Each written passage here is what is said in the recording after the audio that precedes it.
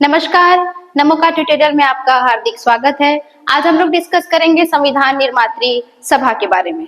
जैसे ही संविधान सभा का गठन हो जाता है नवंबर 1946 को, इसके बाद ये अपने बिल्कुल फॉर्म में आ जाती है। फुल फॉर्म में आकर के जो काम के लिए इनका गठन किया गया था उसको स्टार्ट कर देती है। तो अभी देखते हैं कि संविधान सभा के गठन होने के बाद इसमें बहुत सारी समितियां बनी गई। तो ये समिति कौन कौन सी थी? तो संविधान निर्मात्री सभा, ये निर्मात्री सभा क्यों कहा गया? क्योंकि संविधान सभा तो बन गया, अब उसको बनाना क्या था? संविधान बनाना था, इसलिए इस समिति का नाम बोला गया संविधान निर्मात्री सभा। इस सभा में टोटल 27 समिति थी और 27 समितियों को अलग अलग काम बांटा गया था कि भाई ये करना, तू ये करना, तू ये करना। तो इस 27 समिति में जो 10 समिति थी ये प्रक्रिया संबंधी थी और जो हमारी 17 समिति थी ये विषय संबंधी थी। तो इसमें जो प्रमुख समितियां थी उसके अध्यक्ष कौन कौन से थे? क्योंकि पूरी समिति के अध्यक्ष जो है डॉक्टर राजेंद्र प्रसाद थे, इसलिए समिति को संचालित करने और उसमें नियम बनाने के लिए भी जो समिति थी उसके भी अध्यक्ष डॉक्टर राजेंद्र प्रसाद थे। इसके अलावा एक सबसे इम्पोर्टेंट समिति उनको दिया गया, वो था झंडा समिति। अर्थात भारतीय ध्वज तो था ही नहीं, तो राष्ट्रीय ध्वज को अपनाने के लिए एक झंडा समिति बनाई गई कि कौन से झंडे को हम अपने राष्ट्रीय ध्वज के रूप में अपनाएं।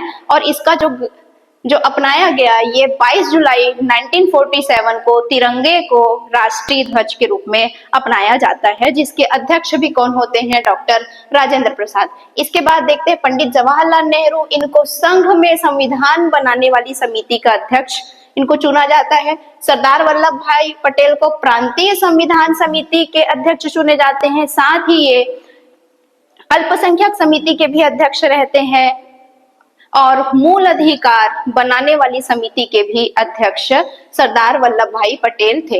इसके बाद प्रारूप समिति अर्थात जो पूरी संविधान हमारी बनी उसका प्रारूप बनाने के समिति के जो अध्यक्ष थे डॉक्टर BR अम्बेडकर थे। और जो पूरी समिति की टोटल जो 27 समिति थी, इसमें जो संवैधानिक जो सलाहकार थे वो VN राव थे। इसके बाद देखते हैं कि जो संविधान समिति थी उसके 2 प्रमुख कार्य थे।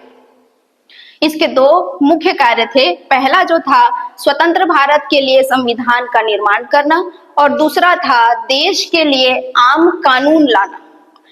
ये दोनों ही काम अलग अलग इन्होंने बांट लिया था और ये जो कानून जो बनाया गया था देश के लिए उसी को कहते हैं विधायिका। और इसका जब भी बैठक होता था तो इसकी अध्यक्षता GV मावलंकर जी करते थे। और जो संविधान बनाने के लिए जब भी इसकी बैठक होती थी तो उसकी अध्यक्षता डॉक्टर राजेंद्र प्रसाद जी करते थे।